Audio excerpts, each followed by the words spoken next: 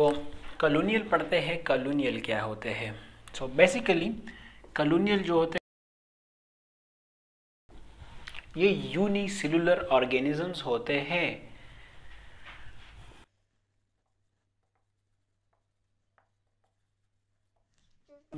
ये यूनिसेलुलर होते हैं पर लिव टुगेदर इन ग्रुप, लेकिन ये एक दूसरे के साथ ग्रुप में रहते हैं।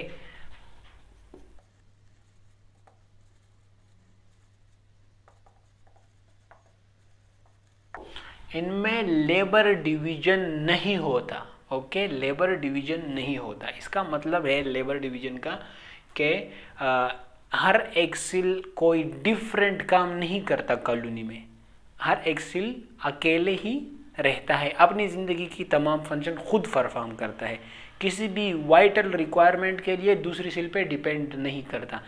इसका मतलब है कि वो दूसरे सेल के ज़रिए रिस्पायरेशन नहीं कर सकता, वो दूसरी सेल के ज़रिए डाइजेशन नहीं कर सकता। ओके, सिर्फ थोड़े बहुत डिपेंडेंसी होती है, थोड़ी बहुत, जैसे कि सम डिपेंडेंसी मैं यहाँ पे लिख देता हूँ।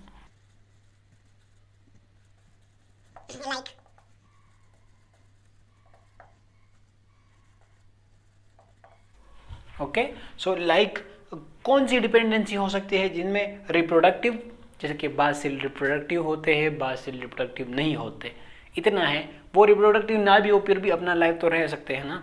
लोकोमोशन के लिए कुछ इसमें मूवमेंट करवाते हैं पूरी कॉलोनी को, और कुछ मूवमेंट में हेल्प नहीं देती, तो इतनी सी होती है। अब इसका मतलब है कि कॉलोनियल फार्म जो है वो मल्टीसेलुलर फार्म की तरफ होते जा रहे हैं। मतलब ये तो बिल्कुल सिंपल है, ये थोड़े से कॉम्प्लेक्स हो गए, अब मल्टीसेलुलर बहुत ज़्यादा कॉम्प्लेक्स होने जा रहे हैं। ओके, सो कॉलोनियल।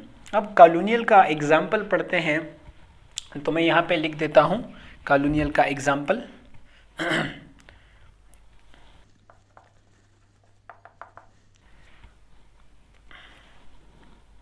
बेस्ट एग्जाम्पल है वॉलवॉक्स। बेस्ट एग्जाम्पल क्या है? वॉलवॉक्स।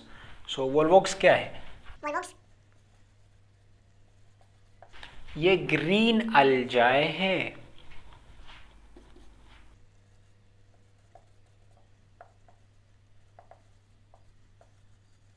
ओके, 100 वॉलवॉक्स एक साथ रहते हैं ताकि एक कॉलोनी बनाए। 100 तक हो सकते हैं।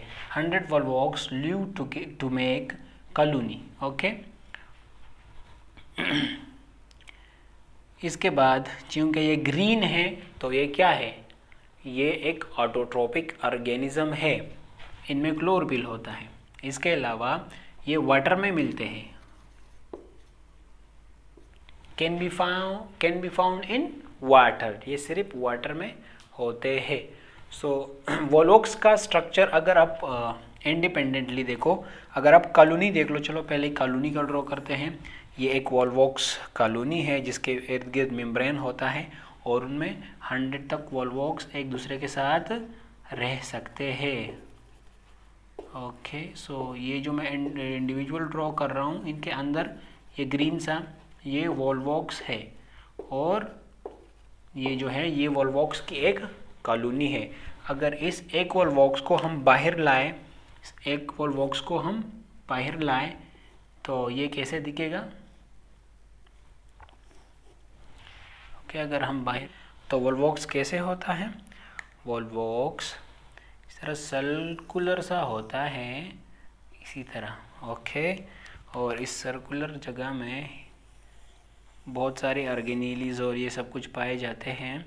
यहाँ पर एक स्पॉट सा होता है जो रेड होता है, रेड स्पॉट रेड होता है। ओके, और इसके अलावा इस तरह की जो इनसे 2 तारें निकलती है, तारों की तरह चीज़ें निकलती है। अब ये जो है इस तारों की तरह जो चीज़ें हैं इसको फ्लैजिला बोलते हैं, फ्लैजिला। ओके, और ये होता है आई स्पॉट।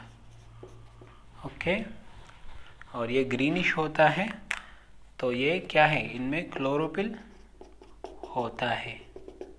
इस तरह वॉलवॉक्स की एक, इस तरह जो है वॉलवॉक्स की स्ट्रक्चर है। ओके, अब हम मल्टीसेलुलर ऑर्गेनाइजेशन को पढ़ते हैं। तो मैं इनको मिटा के ना इसको यहाँ पे लाता हूँ, क्योंकि इसमें थोड़ी सी ज़्यादा लिखने की ज़रूरत होगी।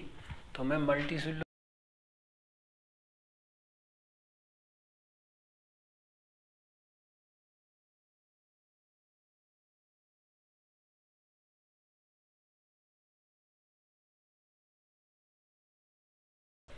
So the multicellular organisms are made of many cells. Okay, ये ऑर्गेनिजम्स किससे बनते हैं? इसकी बॉडी मैनी सेल से बनते हैं।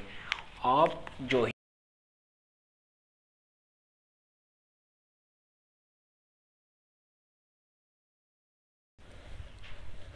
ट्रिलियन ऑफ सेल से ह्यूमन की बॉडी बनी है।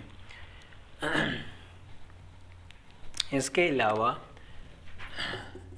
इसमें जो सेल्स है वो क्या बनाते हैं? टिश्यू।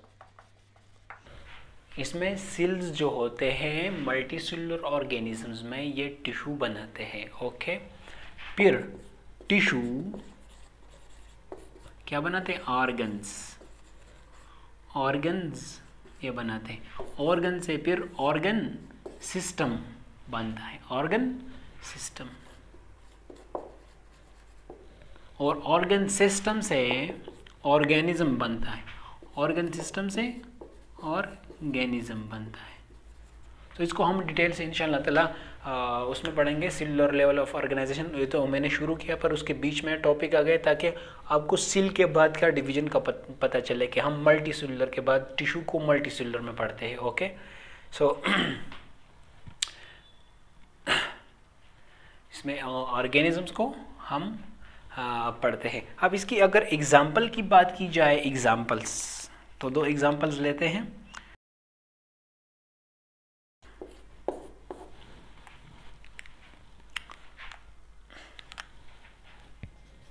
एक एग्जाम्पल एनिमल का लेते हैं और एक एग्जाम्पल प्लांट का लेते हैं। तो पहले लेते हैं प्लांट का एग्जाम्पल।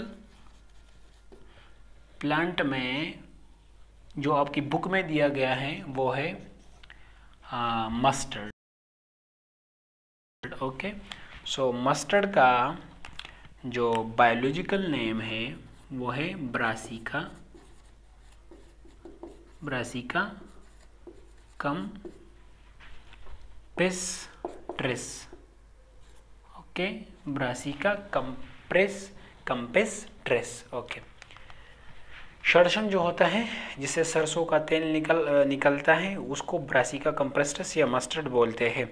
ओके, सो ब्रासिका कम्पेस्ट्रिस जो जिसकी प्लांट होती है, प्लांट पौधा। ओके, प्लांट के दो पार्ट होते हैं, प्लांट के दो पार्ट होते हैं। तो यहाँ पे ऊपर लिख देते हैं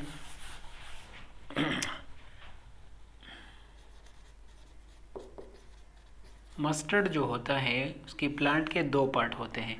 एक होते हैं वेजिटेटिव पार्ट, ये हर एक प्लांट का होता है। ओके, ये तो एग्जाम्पल है, तो हर एक प्लांट फिर इस तरह ही है। और रिप्रोडक्टिव पार्ट।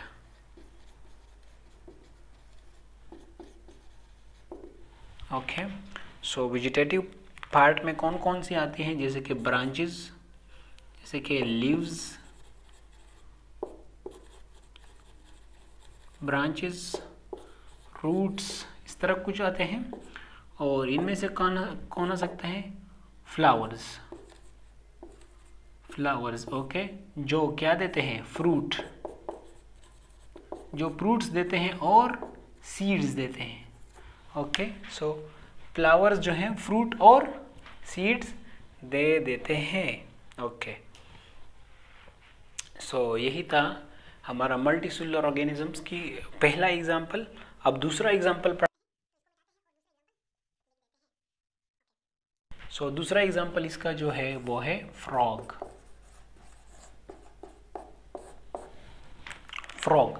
फ्रॉग का जो ज़ूलॉजिकल नेम है, ये एनिमल है तो ज़ूलॉजिकल। ओके, ज़ूलॉजी ब्रांच याद रखो, ज़ूलॉजी। सो ज़ूलॉजिकल नेम जिसका है वो राना टिगरीना है। ओके, और इसके भी बहुत सारे पार्ट्स है, ऑर्गन्स है, इनमें बहुत सारे टिश्यूज़ हैं। ओके, जिसके ज़रिए ये लाइफ गुजारती है। इनको इंशाल्लाह डिटेल में हम प्रैक्टिकल में करेंगे, जो 9th क्लास में फ्रॉग पे एक प्रैक्टिकल है। ओके, सो ये था सेलुलर ऑर्गेनाइजेशन, और इंशाल्लाह ताला हम नेक्स्ट जारी रखेंगे मल्टी सेलुलर में टिश्यूज़ कौन